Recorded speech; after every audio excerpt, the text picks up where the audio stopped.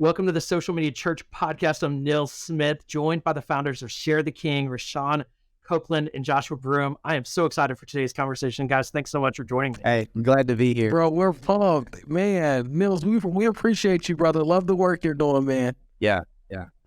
Thank you. Well, I have been big fans of both of you from afar. And then when I heard about this project, I reached out and I did I slid into the DMs, Joshua DMs, and I was like, hey, is there a way that I could get you on the podcast? I know you guys are busy, but this is an exciting project. I want to talk about the project, but before that, for those that don't know who you are, can you guys introduce yourselves? And maybe on my left is Rashawn. So Rashawn, maybe he's first, and then Joshua. It's like I know what I know, and I'm at where I'm at literally in Dallas because of this guy. So likewise, we came together.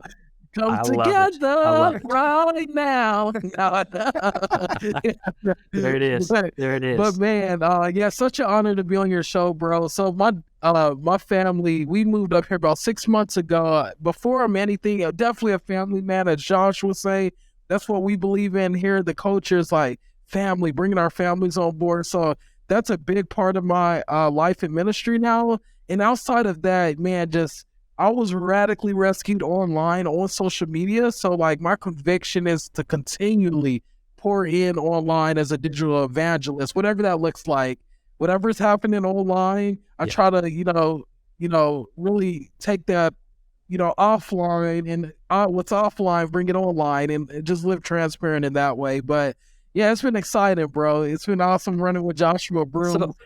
So dig into that a little bit more before Joshua tells his background. You just passed over. This podcast is all about how we reach people online, and you are a product of that. So talk about how did you find Jesus online? Absolutely, bro. So I remember being out in Los Angeles, very similar story to Joshua Broome. I was out there pursuing and trying to, ride the rocket ship of social media fame and also build up my name and accolades and things like that. Then I got to a place where, dude, I started achieving and obtaining, but I got so empty on the inside. And I went out to Baylor University one weekend, hanging out with this young lady here at this party. It was a FCA party. The Christian party looked way different than LA parties.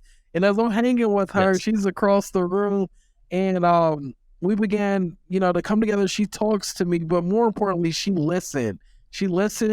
And just loved me well right where I was. And I began to share my successes, of course. I let out of that place of pride, and I began to say, this, I do that. And then she was like, okay, now tell me what some things you're struggling with. And I had to get real. But I was a fresher breath there because my parents, wouldn't even ask me, share what you're struggling with. The homeboys in LA certainly wouldn't ask me, bro, what you struggling with. When she asked me that, it was just almost like came out from under the water and was able to exhale a bit. So I began to pour everything out there, and she listened for hours, bro, before she even said anything. And then out of nowhere, she shares her story, her testimony, and then she shared the gospel to me, and it changed my life. I feel like in that moment, but again, once I came off the mountain, that was when I was getting on the plane to fly home. And I got back in this place where reality was kicking in. I'm now no longer walking or floating around, Baylor University, this Christian university. I'm about to go back to my life, right? So I land and my phone begins to blow up after I take my phone off airplane mode. And it was the homeboys that I was running with out there.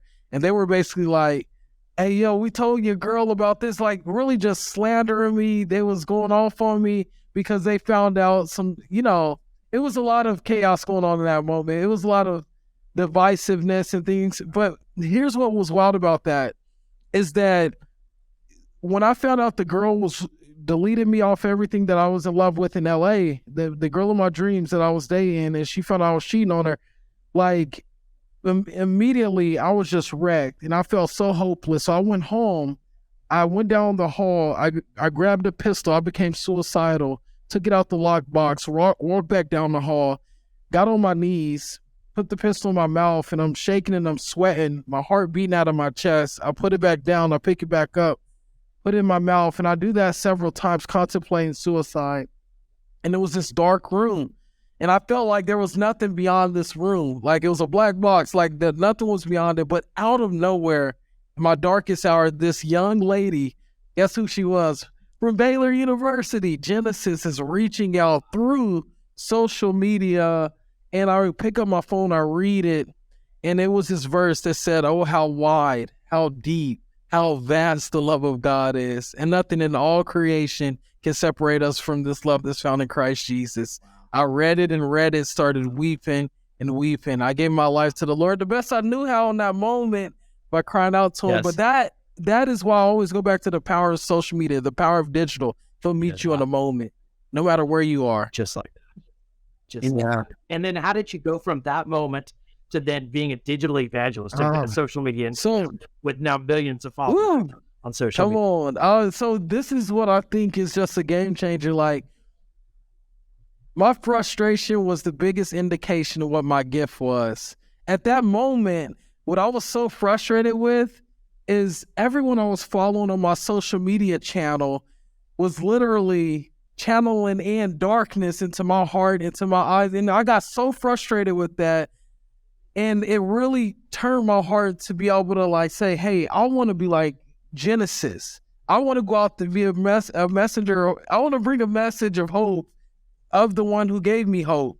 And then literally I just started doing it. But it was months after that, because you remember, bro, like right after we came out of the industry and we were doing craziness and stuff, like it was hard to get on your same platform and promote like the light, bring the light into the darkness. It took time. Yeah, bro, you remember when you was in this city doing that, or you were there doing this? Like, I mean, I started getting beat up once I started, sharing Jesus online. But what was amazing, over time, God began to weed out, the weeds. And then he brought in folks that, will really pour into me, encourage me in my call. But that's how it happened, bro. Yeah. That's so good. Sir. That's so good. So one step at a time. Absolutely. One step at a time. Joshua, tell us your story. What's your background? So grew up wanting to act, to model, had the opportunity to start doing that when I was like 13, 14 years old. Around my second year of college, decided to drop out and move to be in closer proximity to the industry that I wanted to be in, which was the Hollywood scene. Acting, modeling, all that stuff. Go out there, get an agent. Everything's going okay, not great, but okay. And like most people who move out to Hollywood, you got to get a job to mediate your expenses because you're trying to keep up with everyone around you, and you're getting bottles and your car's getting declined and like stuff like that. And I get a job at this restaurant, and while I'm working at this restaurant, 3 girls sit down, and I thought I had something to offer them, and instead they offered me an invitation into the porn industry. And I heard this, and I was like, I've seen porn, but that's crazy, like being in the industry. And to be honest, when I thought about the porn industry, it seemed like it wasn't even real. So I'm seeing these people invite me into their space, and they're inviting me to meet with their agent, and I go and I meet with their agent. And their agent very quickly asked me, how did you grow up? What do you want to accomplish here in LA? And, what are some of the dreams that you have? And it's like, well, I grew up pretty much me and my mom. I want to be an actor, and I guess I want to be famous. He's like, perfect. I'll make your name famous. You'll make money. You'll have all of this.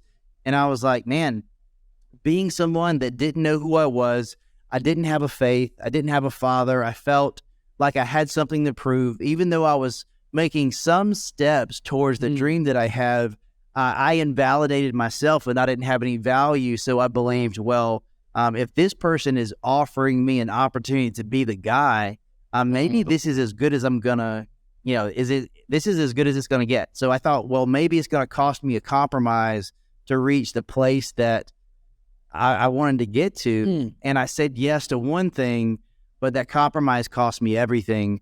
I did that one film, and my life very quickly fell apart. The agency that was representing me on the mainstream side of things quickly dissolved my contract. My mom finds out. My friends start finding out. I'm humiliated. I'm ashamed. I didn't know what else to do. And like many people, when you're at a crossroads, you can either continue doing what you're doing or be real, be aware that, man, just because I made a mistake, it doesn't have to define what I do next. But I believed that my behavior did, in fact, determine my identity and determine my future. So I believed the lie that there was nothing else I could do. And that's the dangerous thing about a lie. If you believe a lie to be true, it's true to you. So that truth that I believed that there was nothing else for me to do caused me to say yes to a contract in the porn industry. And I stayed in that industry for 6 years, did over 1,000 movies and had all the success. Come on. Growing up, poor, and like my mom's amazing. I had everything that I needed, but, we were in government housing. I got one pair of shoes a year. But it causes you to believe the lie. Like if you don't know who you are, if you don't have a foundation of understanding who you are and whose you are. That's right. You can believe, well, if I had X amount of dollars, my life would be better. I would feel different.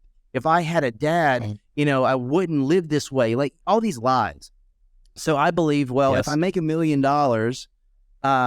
I'll be happy. Like once I get, because someone who's somewhat analytic, high achiever personality, it's like a little post-it note. If I have a list on there and I scratch one of those bad boys out, I get too fired up probably. Yeah, 100%. Yeah, 100%. but it's like, for me, it's like once I have my little spreadsheet. Once I eclipsed $1 million, I thought, okay, I've made it. I'll be happy. It didn't work. Then I thought, well, if I win all these awards and stuff, I'll feel accomplished. I'll feel like I'm important. And I won them all, and it didn't work. And the last thing was, well, if I win Performer of the Year, which is, the most popular, accomplished person in the industry, if I win that award, then that will validate me. That'll be the thing. And then my heart will stop aching. And I won it, and it didn't work. So that very quickly amplified the depression. It deepened the sadness. And I found myself in a place so deep and so dark that I made a plan to take my life. And while I was about to execute that plan, for some reason, I thought, well, I need to go to a bank and deposit this last check so that it can go to someone, my mom, my brother, somebody. And I hand that check in. And when I hand the check in, someone looks me in the eye and says, Joshua, are you okay? Joshua, do you need anything? And what that person didn't know is in that industry, you go by a pseudonym. Because while the agent promised me that he would make my name famous, it was actually the first thing that went away. So that person that said my name, it was the first time I heard it in a year. And it just shook me, and I ran and I did what most scared little boys do. I called my mom. I didn't have a dad to call, so I called my mom. And she's like, I love you. You're better than this. Just come home. So I did. I quit the industry that day, but I spent 2 years trying to cover up what I did. I covered up my tattoos, deleted my social media, shaved my head, did everything I could, but I couldn't run from the fact that at one Google search, you could find out all of my mistakes. And I would lie until I got found out. And in the process, it's just like, it's who I am. Like whatever I'm doing, I'm going to give 110%. Like whether it's like chicken wings or like whatever it is, but like I'm going to win. And that's how I felt like in the health and fitness space. I became a trainer. I got every certification under the sun. I was like, my objective was to outwork everyone. But what I began to see is I had a gift to communicate, and I had a gift to impact people. I loved community, and I loved, just hearing from a person, a struggle, and helping them walk on a journey to see them become the person they believe they couldn't be. And even though I was stuck in the belief that I could not change. And in this process, 2 years later, I asked this girl out on a date, and she says no, and it humbles me a lot. And then she's like, hey, we can go on a run. And I was like, I don't really want to run. Like, I'll sprint, but I don't go for a 30-minute run. Like, I wasn't about it, but I'll run for her. I'll run for you. Absolutely. And I go out there and meet her for this run. And while I'm waiting, I just feel this conviction, almost like, normally I would say it was my mom's voice saying, boy, don't you hurt that girl. But more so maybe the Holy Spirit. That's it. But just tell her the truth. And I did. I was like, hey, I did porn. She's like, excuse me? And I was like, all right, man, I'll tell her the whole truth. So I did. And I told her everything. And at the end of that, she looked me in the face and said, a person is not defined by the worst thing they've ever done. A person is not defined by the greatest thing they'll ever do. That's right. God Wow. defines who you are? Do you know who God is? And I was in a place where, I put on the first date mask. I don't know who I am, but I'm going to be whoever you want me to be. And that's who I was. Like, okay, you want me to be a Christian? Sure. I'll play the role. Cosmological argument. Like, I just started regurgitating stuff. She's like, no. What church do you attend? Like, where are you plugged in community? I was like, I don't know what this girl's talking about. I was like, you got me. I don't know. She's like, well, I've been a Christian since I was in 7th grade. My family is all Christian. I'm not perfect by any means, but my relationship with Jesus is the foundation in which I live my life off of. What do you like to eat? And I was just like, what? Nice. You don't want me to leave? And she invited me to church, and we go to church, and I hear a message of hope, and I give my life to Jesus. Holy Spirit did something in my heart. I gave my life to Jesus, and that person that I went on that walk with, she's been my wife for 7 years. We've got 3 boys, one on the way. Nice. Yeah, come on now. But and what for me, so I had this massive influence online in a dark place. And what I wrestled with for a long time is I was so ashamed of that. I didn't want anyone to know. And then God started using my testimony and made me realize that the wound that I used to have, I had a scar that remained from that, but that scar, it didn't point to porn. It didn't point to me. It didn't point to fatherlessness. It pointed to Jesus. So it points to Jesus. Yeah. So God just started opening doors for me to share my story. And along the way is allowed me to realize, hey, who you've actually were created to be was someone who proclaims the gospel. Yes, that's right. And your calling is greater than your story, but I'm going to use both. And what's your wife's name? Yeah. Hope. Hope. Yeah. But yeah, but about a year and a half ago, it's like, you're doing all this stuff online. You're gaining influence. You're getting opportunities. Yeah. And I was like, man, I kind of felt lonely. I was in Iowa at the time, and it's like, you can be in a room with 1 million people and feel alone. So that's right. I felt very alone on that journey and connected with this guy, and we became fast friends. And I was like, man, whatever I'm doing, I want to do in you. And he had gone, That's awesome. He had gone a little farther, and he'd done it a little longer than me. And we just cultivated this friendship, and people started to come along the way. But it's because of him. Actually, we're in Dallas. Unity. We got all 3 of the C's. Yeah, that's awesome. Yeah, that's awesome. So tell us what is it that you're doing? So when you guys started locking arms, what was even the hope, and what is it that you're currently doing? And then I want to talk about where's it going. But talk about what is it that you're doing? Maybe share the king. Where how was this birth? Absolutely. You want to start?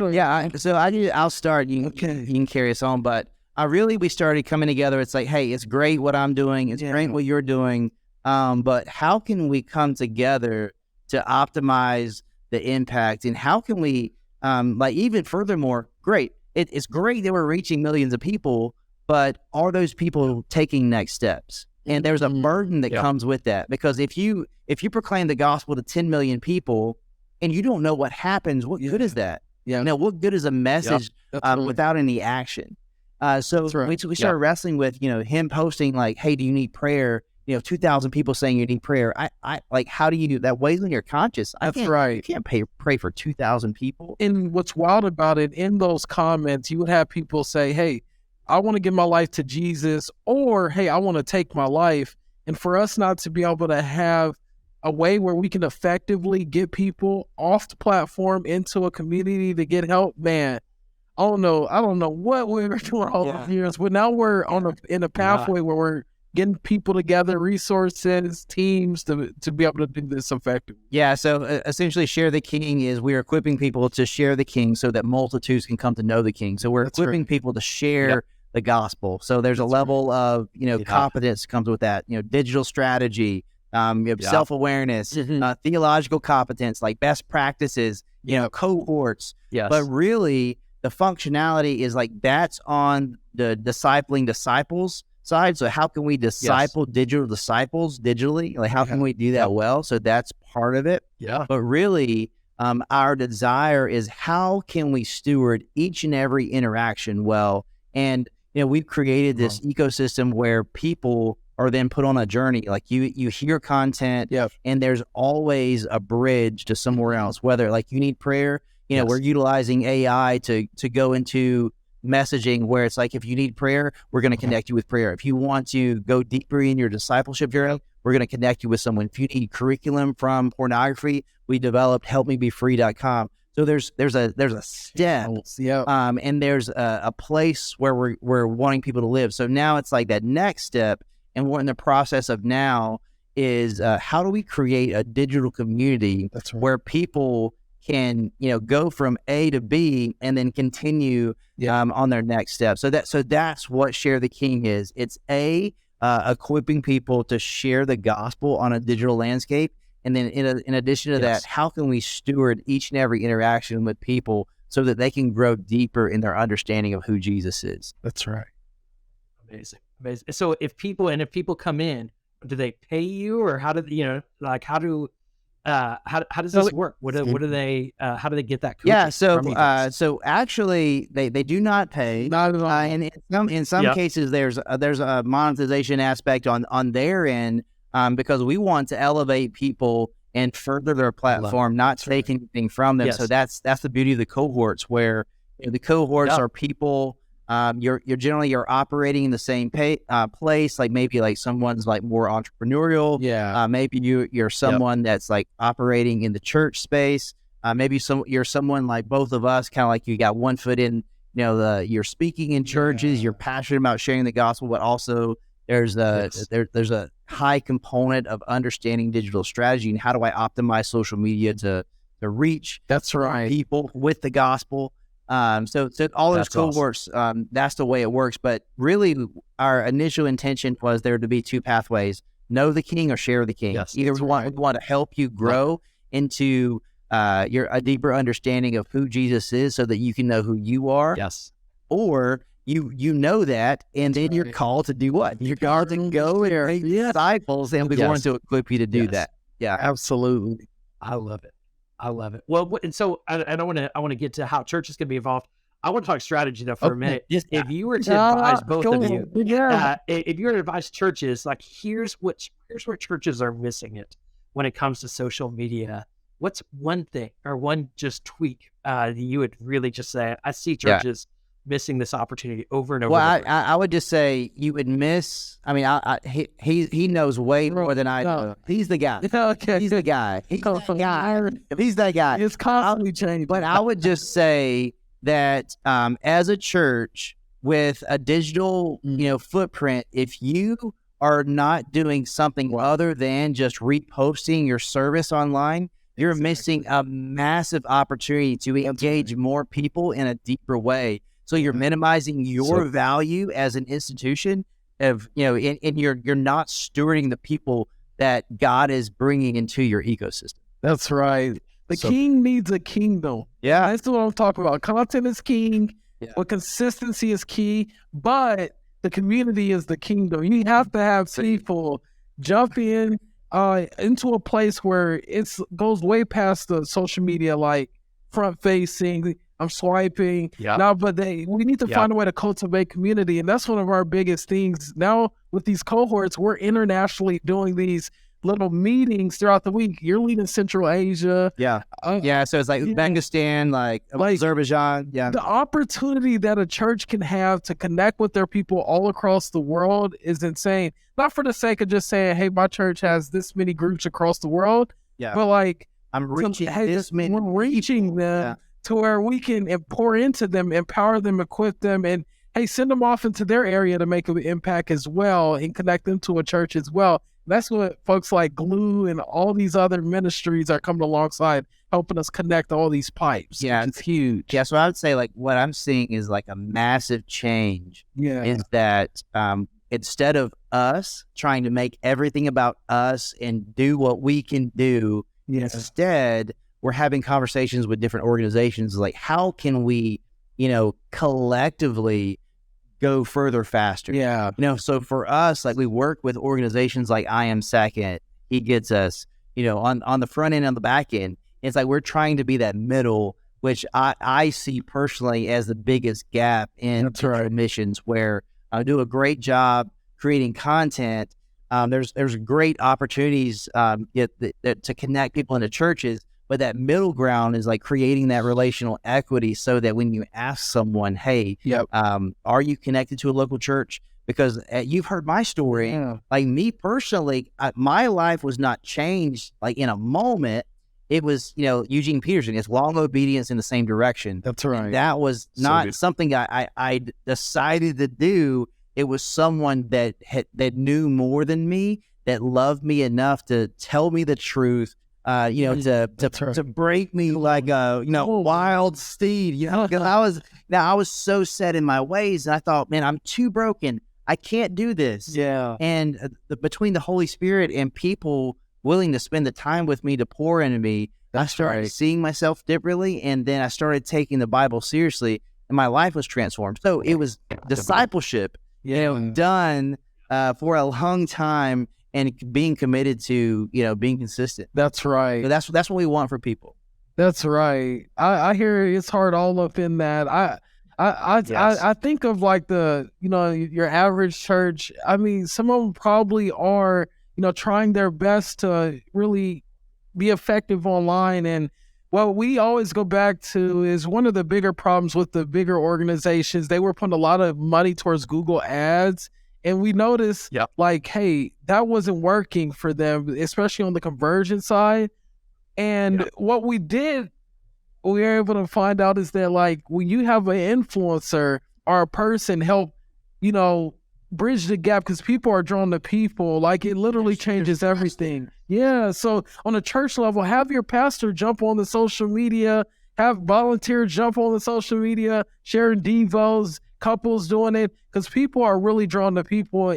Them conversions are going to happen when someone is sharing hard in the gospel. Yeah. Yeah. Because I mean, it's like unity isn't uniformity. It's utilizing your uniqueness. That's right. And in your uniqueness, you have a story. Yeah. And if you are vulnerable, vulnerability is actually the bridge to connectivity. That's right. It's not like saying the right thing or doing the right thing or following, or the perfect graphic. Yeah, it's not. It's not about perfection. It's actually about imperfection. It's like, hey, I'm imperfect too. There was a time in my life that I was broken, and I'm still broken today. But I'm Jesus. I'm closer to Jesus that I am 10 years ago. Yes. And if you're struggling this way, I just want you to know that, we're here for you. We want to walk with you. That's a very different thing. And just like, it's just, man, if every single person would just embrace their uniqueness and, step into the call to unity, that's what Jesus is talking about in John 17.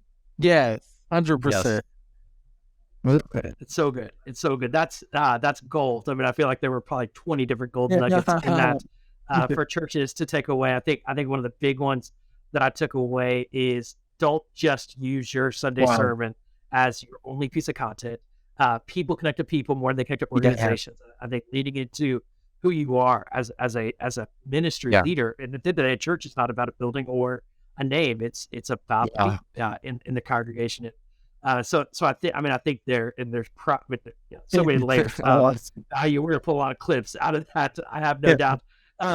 As we wrap up, we're gonna have to have you guys on 20 more times. We love you, bro. And things we need to talk about.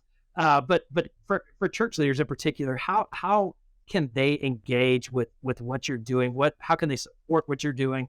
You talk about we're not doing this alone. We want to do this together. You're offering such incredible value at no cost. What can churches do to get behind the movement that you guys are leading? I would first start off by saying, keep us in your prayers. We keep you guys in prayer. Like literally, we're walking into a season now, as we see, it's super dark. Like as we see the world, how crazy, and it's getting darker. So as the church, we want to continue to push back this darkness, but we do it through the power of prayer. And pressing into the presence and power of Jesus. So we need to collectively do that and do that for one another. But I would say another thing is just, man, there's ways we can find connection points like right now. And I feel like there's a project that we're doing now that we want to get the church behind. There's different aspects of it. We have unique partnerships with Glue and E3. We're training up folks online to be able to move people into churches. So I would guess like finding, because we want this not to be something like you're coming alongside us and having to come and do this and do that. We want this to be able to serve and help your community to be even more vibrant. Yeah. So using our online digital network to get people who are being influenced by the influencers in our network into your churches would be the biggest deal, I would think. Yeah. So, I mean, you can connect with us on our social media. So Share the King, or you could reach out to either one of us. My email is joshuabroome@sharetheking.com. If you are in the ministry space and you are interested in what we're doing, partnership is something that is so incredibly vital to what we do. And if you're someone who is a digital creator and you're interested in being in a space with like-minded people where there's going to be resources and opportunities in collaboration. We just had an event here in Dallas a few weeks ago. People flew in. There were people who were creators, people who were ministry leaders, and people who wanted to further the mission financially. And we need all of those things. So if you're any of those people, we want you to be part of what we're doing. So you can email me, joshuabroome@sharetheking.com, or check us out on social media. And so sharetheking.com is our website. So any of those, there's plenty of ways to get connected with us, and we would love to connect with you. Absolutely. Awesome. Well, we're gonna have all those links in the email and everything in the show notes on socialmedia.church. So you can go get those, go to those links and check those things out, guys. I just want to first thank you for what you're doing, the movement that you're leading, but even more than that, who you are. I'm grateful for what you do, but I'm really honored to have this time with you, and just grateful for who you are, and just how you lead through your families, how you lead through your marriages, and as dads. And so I'm just grateful to know you, to now call you guys friends. So I look forward to an update here soon. We'll have you back on as regulars here on the Social Media Church podcast. Thank you everyone for listening. We will talk to you again on the next episode. Thank you.